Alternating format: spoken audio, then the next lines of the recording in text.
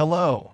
80 years ago, on January 14th, 1945, an event occurred for which dozens of Soviet soldiers were immediately awarded the Order of Glory.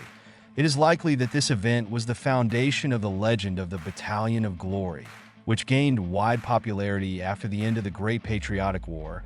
We are talking about the first successful combat use of the so-called Special Battalions. Why were they created and how did they prove themselves in battle? On January 14th, 1945, the troops of the 1st Belarusian Front under the command of Marshal Georgy Zhukov began the Warsaw-Poznan offensive.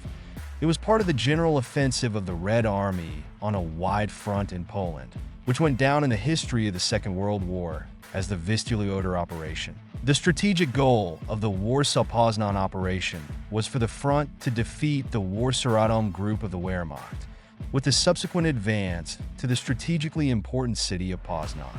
The Soviet command developed a plan to deliver such a powerful blow that the defeated enemy would not have the opportunity to entrench anywhere to organize further defense. To achieve this goal, the units of the 1st Belarusian Front outnumbered the enemy 7-1 in artillery guns and manpower, and 6-1 in armored vehicles. A powerful flow of Soviet troops crashed into the carefully prepared German defensive lines on the Vistula River, and the first pebbles that moved this flow were the assault battalions of the so-called Special Echelon. Their effective use was the culmination of a long and painstaking preparation of the Soviet troops, and especially their command staff, which in fact began with the first heavy defeats of 1941. From the very beginning of the war, the vast majority of Soviet attempts to break through the enemy's defense failed, primarily due to unsatisfactory reconnaissance. Lacking accurate information about the enemy's location and strength, the commanders of the formations, immediately after preliminary artillery shelling, threw the main forces of infantry and tanks into the breakthrough, and those predictably failed. Since they acted blindly and at random, therefore, experienced officers of the General Staff in the field tried to instill in the front commanders an advanced culture of reconnaissance by combat, carried out by a reinforced battalion. In fact, these were specially formed reconnaissance detachments that conducted reconnaissance by combat, but with the serious hope of a full-fledged breakthrough. If the reinforced battalion managed to break through the first line of enemy defense, then the main forces were immediately introduced into the resulting breakthrough. It was precisely by the beginning of the Vistula-Oder operation that this tactic was finally fully and effectively worked out, becoming the standard of action. Each rifle division, which was in direct fire contact with the enemy, allocated 1 or 2 rifle battalions in order to transform them into a special assault one. These battalions, in turn, were significantly reinforced with self-propelled guns, tanks, assault sapper and machine gun units, as well as guns of regimental artillery. In total, about 24 such assault battalions were formed in the troops of the 1st Belarusian Front by the beginning of the Vistula-Oder operation. Please don't forget to subscribe to my channel, like this video, so that you can hear many more interesting and previously unknown stories about World War II and the opinions of all sides involved in those events of that time.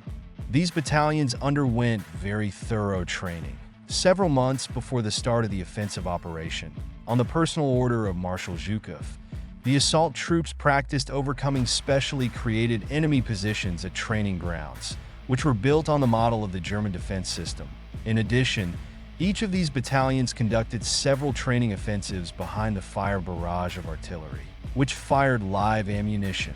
On the first day of the large-scale operation, the offensive developed differently in different directions. But the 69th Army under the command of General Vladimir Kolpachi and the 33rd Army of General Vyacheslav Tsvetev achieved truly brilliant successes. For example, Kolpachi's Special Echelon battalions managed to capture 2, and in some places even 3 lines of enemy trenches by 10 o'clock in the morning.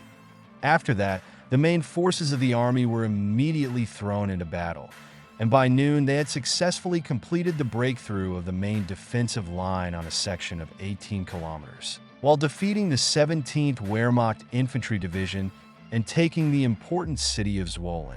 The overall result of the battles of January 14th, 1945, was a confident breakthrough of the enemy's defense in 4 different places at once by the troops of both bridgeheads, who managed to advance 12 to 18 kilometers. This created very favorable conditions for the further development of the Soviet offensive and the subsequent complete defeat of the enemy in Poland. The high efficiency of the assault battalions of the Special Echelon can be explained by the excellent work of Soviet artillery and its smooth interaction with the assault units, which broke into enemy trenches, practically without encountering serious resistance. Captured German officers later noted that after the massive artillery preparation by the Russians on January 14th, the companies lost over 50% of their combat strength. From the second day of the offensive operation, the 1st and 2nd Guards Tank Armies, as well as the 9th Tank Corps, were thrown into battle, as Marshal Zhukov accurately noted. Their rapid strike immediately shook the entire tactical and operational defense of the enemy. The correctness of the words of the Soviet commander is also confirmed in his memoirs by the German military leader Kurt Tippelskirch. He wrote that in the decisive battle on the Vistula, the Red Army's strike was so powerful and sudden that it overturned not only the divisions of the first echelon, but also quite large mobile reserves that were pulled up by Hitler's categorical order very close to the front line. But the very possibility of this powerful attack by tank armies was ensured by those very special assault battalions, which were able to break through the front in several places. It was these brave battalions that apparently gave rise to the well-known legend in historical science about the so-called Battalion of Glory. And here we are talking about a very specific unit.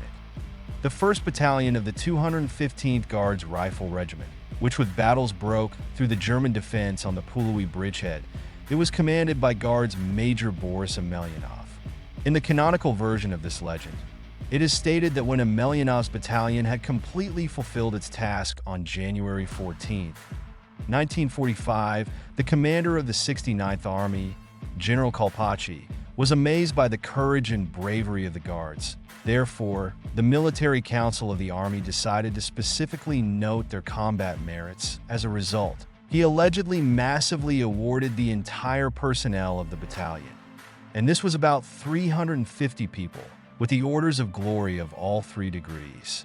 At the same time, a careful study of the award orders for the 77th Guards Division, the 25th Corps, and the 69th Army makes it clear that there was no single mass award of all 350 people from the 215th Guards Regiment. The battalion under the command of Boris Emelyanov did fight with incredible courage, but still does not fit into the award formula from the myth of the Battalion of Glory. However, during the offensive in this section of the front, 3 more assault battalions from the 134th, 274th, and 312th Rifle Divisions operated. They all also successfully completed their combat mission, breaking through the enemy's defense in 4 key places. But one of them, the 1st Battalion of the 1083rd Rifle Regiment, commanded by Major Daut Nehai, was specially singled out by the Military Council of the 69th Army. Major Nehai's battalion broke through the enemy's defense in a section through which an important road passed, connecting the cities of Pulowy and Zwolen.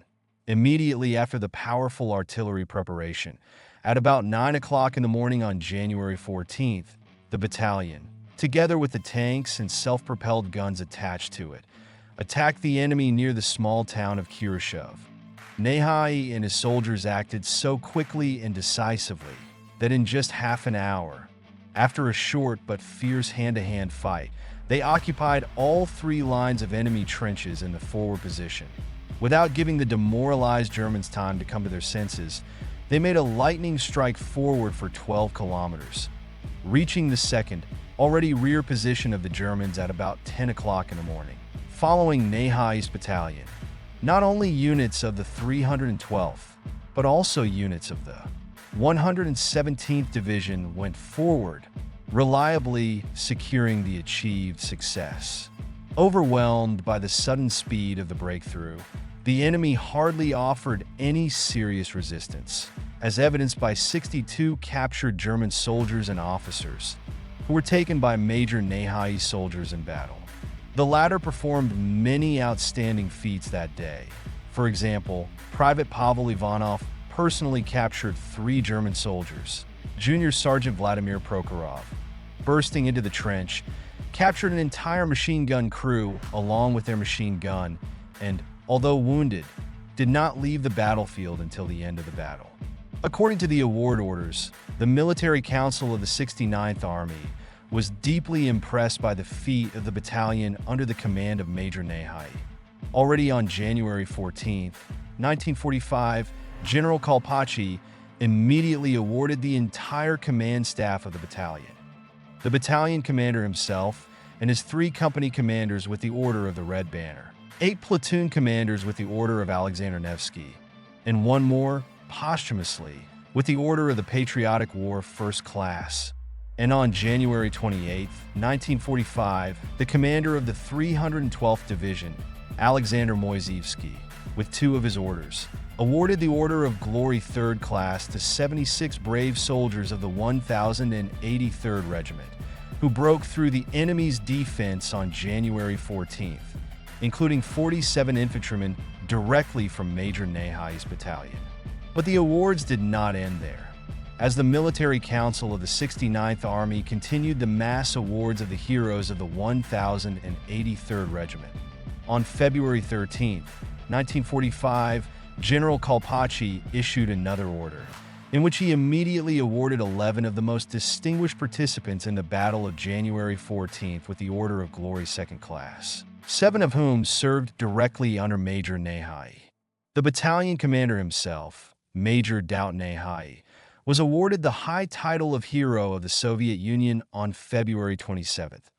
The Military Council of the 69th Army wrote in the presentation for the title that Major Nahai deserved this title for the successful breakthrough on January 14, 1945, of the strongly fortified and deeply echeloned defense of the Germans with exceptional speed and persistence, as a result of which his battalion played a decisive role for the entire division. Without looking back at the lagging neighbors, broke through the defense in depth by 12 kilometers, reaching the rear position before the Germans could occupy it.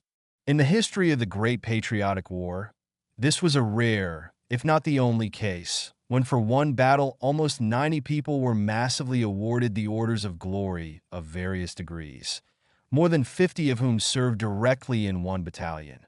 Thus, the heroic unit of Major Daut Nahai could well have been that legendary Battalion of Glory, since its mass award almost completely corresponds to the formula described in the legend. And most importantly, Major Nahai's battalion clearly confirmed both. The strategic concept of the Vistula operation, and in general, the high efficiency of the developed scheme for breaking through the echelon defense of the enemy. Goodbye. I was very glad to see you on my channel. Don't forget to leave your comments, like this video, and subscribe to the channel so you don't miss new episodes.